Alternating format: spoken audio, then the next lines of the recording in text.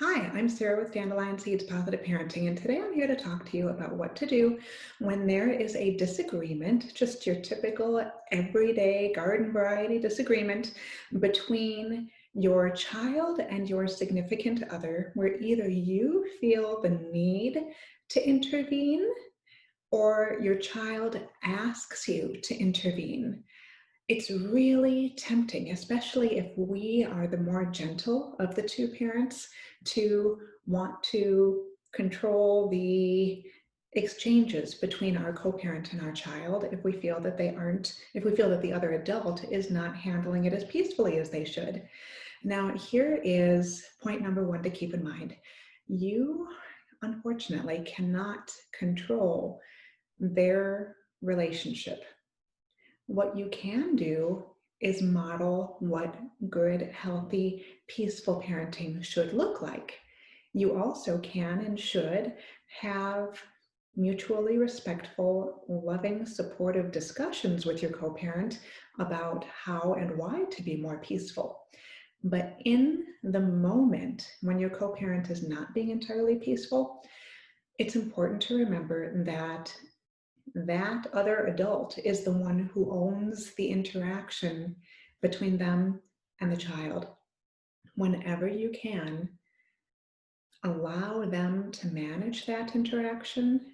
And just like there are consequences for children, natural or logical consequences, and I talk about those in a separate session, there will be natural and logical consequences for your significant other as well. For example, if the child doesn't feel as close to them after they treat the child in a way that didn't feel good to the child, if the child doesn't want to play with them, if the child doesn't want to engage with them, those are natural consequences that come about of that other adult's parenting style. And hopefully those will be enough of a trigger for that adult that they can realize something's not working here. What else can I do? Because I want to have a good relationship with my child. Of course, everybody wants a good relationship with their child. I would be willing to bet that just like we're always doing the best we can and our children are doing the best that they can, our co-parents are doing the best that they can too. So to the extent that you can, just like you do for your child, try to give your co-parent grace and have patience for them as they learn more peaceful parenting ways by watching you, the peaceful parent, in action. Now, for times when you feel like you do need to say something or your child asks you to say something, let me talk about those a little bit. I'm going to start with when your child asks you to intervene. This is a tricky one because, of course, we want to come to the rescue. We want to have the opportunity to jump in and say, hey, co-parent, you're getting it wrong. Look, this child even said so. But what's much healthier is to empower the child. So if your child comes to you and says, hey, can you help me? My other parent isn't being as gentle as you are. What you can say to your child is, I hear you saying that you want your other parent to be more gentle. How can you let them know? What's something you could say to them to let them know that their approach isn't working for you right now? So empower your child to be their own advocate.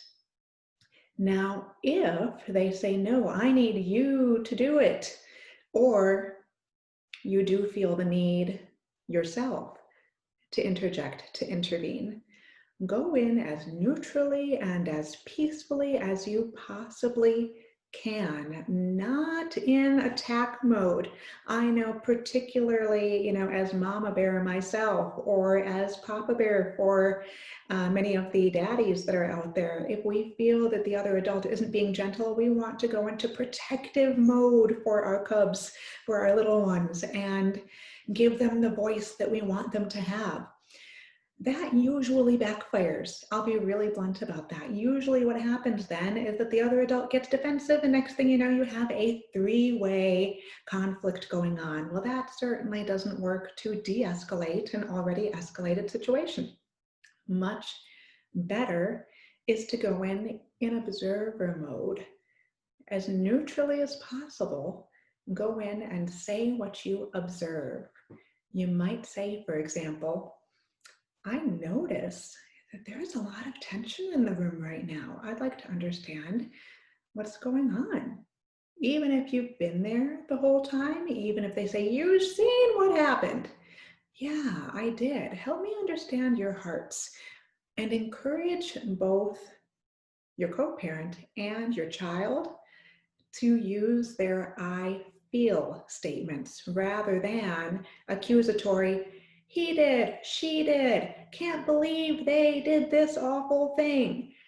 That's not going to be beneficial because then you basically turn into a referee and your job is to split up the fight. That's not what we want here.